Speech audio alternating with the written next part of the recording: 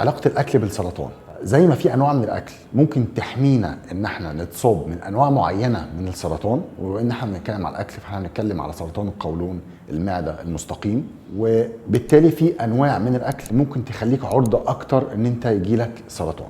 كل اللحوم المصنعة بقى زي مثلا عندي البرجر والسوسيس والهوت دوج والبسطرمة، طبعا مش بتكلم عن الحاجات المعمولة في البيت، أنا بتكلم عن الحاجات اللي بره، والكفتة اللي هو الكفتة اللي أنت بتروح تجيبها جاهزة دي وتحطها في زيت، الحاجات دي كلها، اضيف معاهم كمان اللحوم المخزنه واللحوم المدخنه، الكلام ده كله بيتصنف كجروب A، اللي هو اول مجموعه اللي قلنا عليها ليها علاقه مباشره بالايه؟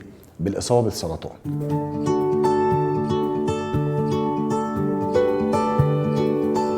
في كمان عندنا ايه؟ منتجات الالبان او اللبن ومنتجاته. بس اللبن في حد ذاته عشان فيه كالسيوم عالي فهو بيعتبر من الحاجات اللي بتحمي من السرطان، خاصة سرطان القولون والايه والمستقيم. لكن مشكلتي في المنتجات بتاعة اللبن والمنتجات اللي هي ايه؟ مش زي مثلا الجبنة القريش، لا، لان الجبنة القريش تعتبر من اعلى او من انظف منتجات الايه؟ الالبان. لكن انا هكلمك على المنتجات الالبان اللي هي بتلاقي مكتوب عليها نباتية الدهن او دهن نباتي. الجبن اللي يكون مكتوب عليها دهن نباتي نفس الفكره، الدهون النباتيه دي بتكون دهون مشبعه كويس، هتسبب نفس الاعراض، التهابات في الجسم، وطبعا خلاص احنا بقينا فاهمين التهاب يعني يودي بعد كده للايه؟ لان يحصل عندي سرطان. بالذات بقى انهي انواع الجبن؟ اللي هي الجبن الصفراء والجبن اللي هي بيكون الدسم بتاعها عالي او زياده. عندي الملح الزياده والسكر الزياده. انا مش عاوزك تحس ان انا بعقدك من كل حاجه في الاكل، لكن انا بقول لك الزياده. الملح الزياده مشكلتي معاه ايه؟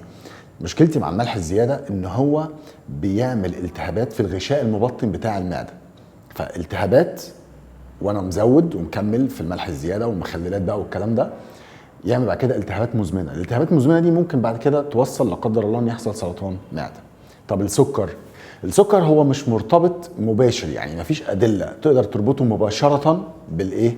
بالكانسر، لكن نفس القصه، السكر هيسبب طبعا، ناهيك عن ان هو هيسبب سمنه، السكر بيسبب التهابات في الجسم، ولو انت عندك التهابات في الجسم وبتاخد سكر زياده هيزود او هيعلي الالتهابات دي. كمان السكر بيعمل ايه؟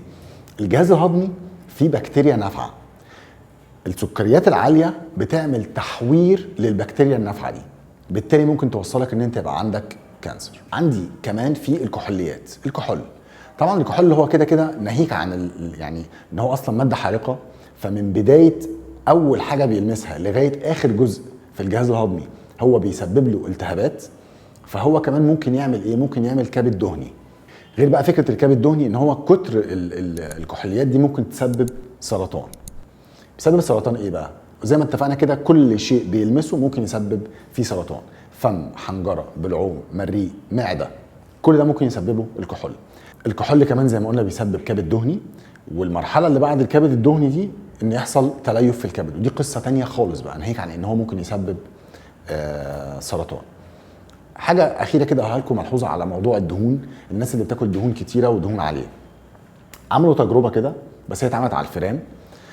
في انواع من السرطان بتكون عندها القدره ان هي تنتقل من عضو للتاني في الجسم، فعملوا التجربه دي على الفئران وكانوا بيدوا الفار كميه دهون عاليه، فاكتشفوا ان في ريسبتور او في مستقبل بيكون موجود على الخلايا المسرطنه دي بيسمح لها ان هي تستهلك كميات اعلى من ايه؟